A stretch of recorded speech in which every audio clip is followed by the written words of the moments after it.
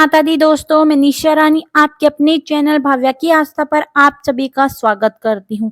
आज की वीडियो में हम जानेंगे निर्जला एकादशी पर घड़ा दान क्यों किया जाता है और घड़ा दान कब करें और क्या होगा सही तरीका। तो दोस्तों, निर्जला एकादशी आने वाली है और निर्जला एकादशी पर घड़े का दान का विशेष महत्व है। सिर्फ और सिर्फ निर्जला एकादशी में ही घड़ा दान किया जाता है। 24 एकादशियों में सिर्फ एक एकादशी ऐसी होती है जिसमें घड़े के दान का बहुत ही ज्यादा विशेष महत्व है। कैसे दान करना है, 6 को करना है या 7 को दान करना है। सबसे पहले तो आपको ध्यान रखना है कि जब भी आप घड़ा लें उसके ऊपर ढक्कन जरूर लें, क्योंकि जब भी घड़ा दान किया जाता है तो घड़े के ऊपर कुछ ना कुछ रख कर दान किया जाता है, इसीलिए ढक्कन का होना बहुत ही जरूरी है। और जब भी आप एकादशी की पूजा करें तो सबसे पहले इस घड़े में एक एक बूंद गंगा जल डालकर इस घड़े को पानी से पूरा भर देना है। ये कार्य आपको एकादशी की सुबह ही कर देना है। पूजा करने से पहले क्या करना होता है कि आप घड़े की पूजा कर लें। आप इस घड़े में गंगा जल के साथ गुलाब जल भी डाल सकते हो, क्योंकि गुलाब की तहसीर भी ठंडी होती है और निर्जला एकादशी पर गंगा जल डालने का भी विशेष महत्व होता है। गंगा जल की 1-2 बूंद डालने से ही पूरा का पूरा पानी गंगा जल बन जाएगा और आपको गंगा जल दान करने का अनंत पुण्य प्राप्त हो जाएगा। इस दिन जल दान का पुण्य 100 गुना है, तो गंगा जल के दान का पुण्य 1000 गुना होता है। आपके द्वारा किए गए गंगा जल के दान का अनंत गुना पुण्य फल आपको प्राप्त होगा। विधान तो है कि मीठे जल का दान करना होता है, लेकिन जब आप मीठा जल घड़े में डालोगे तो आपका घड़ा खराब हो जाएगा, इसीलिए आप सादा पानी भी दान कर सकते हो। सिर्फ सगुन के लिए मिश्री का 1-2 दाना पानी में डाल सकते हो। उसके बाद जहाँ पे भी आप पूजा अर्चना वंदना करोगे वहां पर दान वाला घड़ा स्थापित कर देना है। और जब आप पूजा करोगे, कथा करोगे, तो इस घड़े वाले पानी वाले घड़े को भी पूजा अर्चना वंदना ऐसे ही करनी है। सबसे पहले घड़े के ऊपर मोली यानी कलावा बांधना है। ओम नमो भगवते वासुदेवाय मंत्र बोलते हुए रक्षा सूत्र बांधना होता है। साथ ही घड़े के ऊपर स्वास्तिक अवश्य बनाए, घड़े को तिलक करें। देखिए, आप रोली का स्वास्तिक बना सकते हैं या फिर सिर्फ हल्दी का स्वास्तिक बना सकते हैं।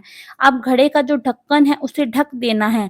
ढक्कन वाला ही घड़ा हमें दान करना होता है। अब घड़े के ऊपर हमें सीजनल फ्रूट रखने हैं, आम, खरबूज, तरबूज, जो भी आपके पास हो। खरबूजा अगर रखे तो ज्यादा बेस्ट होगा। आपके पास अगर खरबूजा हो, थोड़ी सी चीनी रखकर उसके ऊपर आप खरबूजा रख दीजिए। अब आप उसकी पूजा अर्चना वंदना कर लोगे और जैसे ही संकल्प लोगे, देखिए, व्रत का तो संकल्प लेंगे ही आप, साथ ही घड़े दान का भी संकल्प जरूर लें। तो आप अपने दोनों हाथ घड़े पर लगाकर श्री विष्णु या फिर ओम नमो भगवते वासुदेवाय नमः अपना नाम गोत्र बोलकर कहेंगे कि आज मैं निर्जला एकादशी व्रत कर रही हूँ और निर्जला एकादशी पर जल से भरा हुआ घड़ा दान कर रही हूँ। आप मेरी सभी प्रकार की मनोकामनाएं पूरी करें। मेरे द्वारा किया गया घड़े का दान हे विष्णु भगवान आप स्वीकार करें। अब आप एकादशी की पूजा कर लीजिए। देखिए, जिस दिन भी आप निर्जला एकादशी व्रत रखोगे ना, उसी दिन आपको ये घड़ा, जल से भरा हुआ घड़ा दान करना है। अगर आप 6 तारीख को व्रत रखोगे तो 6 तारीख को घड़ा दान कीजिए। अगर आप 7 तारीख को व्रत रखोगे तो आप 7 तारीख को घड़ा दान कीजिए। सुबह से लेकर शाम तक किसी भी समय पर आप इस घड़े का दान कर सकते हैं। अब जो ये घड़ा है, ये दान कहाँ करना है, पहले ये जान लेते हैं। घड़ा दान आप किसी भी मंदिर में कर सकते हो, किसी भी धार्मिक स्थल पर कर सकते हो, किसी भी ब्राह्मण को दे सकते हो, जरूरतमंद को भी दे सकते हो। आप घड़ा दान कर सकते हो। जब जब भी कोई इस घड़े का उपयोग करेगा तो पुण्य की प्राप्ति आपको ही होगी। इस बात का आप ध्यान रखिएगा, इससे आपको अनंत गुना पुण्य फलों की प्राप्ति होगी। घड़े के साथ साथ आपको शरबत भी जरूर दान करना है। इसकी भी शास्त्रों में बहुत बड़ी महिमा बताई गई है। इसके साथ साथ आप वस्त्र, चप्पल, कोई लाल रंग का कपड़ा भी दान जरूर करें। अब ये सारी चीजें तो हो गई।